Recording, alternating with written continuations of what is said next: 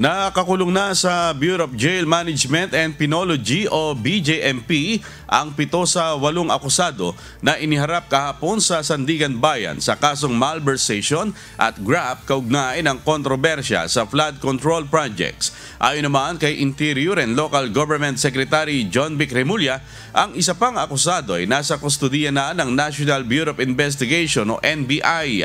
Kapwa akusadong mga ito ni former Ako Bicol Party List Representative Zaldico. Tiniyak ni Secretary Remulla na walang special treatment para sa mga individual na makukulong dahil sa flood control project scandal. Paliwanag ng kalihim na parehong serbisyo at papayagan sa parehong aktibidad tulad ng lahat ng iba pang persons deprived of liberty ang tatanggapin ng mga ito. Papasok po ngayon ang 6 na lalaking mga nahuli nung isang gabi through the efforts ng NBI at ng CIDG. Sila po ay kasama sa floodgate scandal. Sila po ay mostly taga DPWH, Region 4B.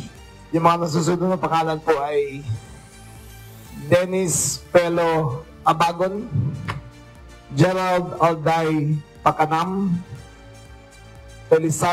Elizardo Sabane Casuno, Dominic Gregorio Serrano, Ruben de los Santos Jr., Jean Ryan Alaurin Altea.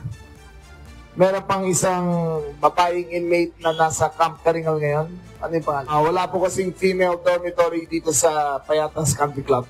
Sa Quezon City, female dormitory ay si Lerma Caico. Meron pang isang detainee na hindi pa dinadala siya, nasa NBI, wala pa sa akin yung pangalan niya.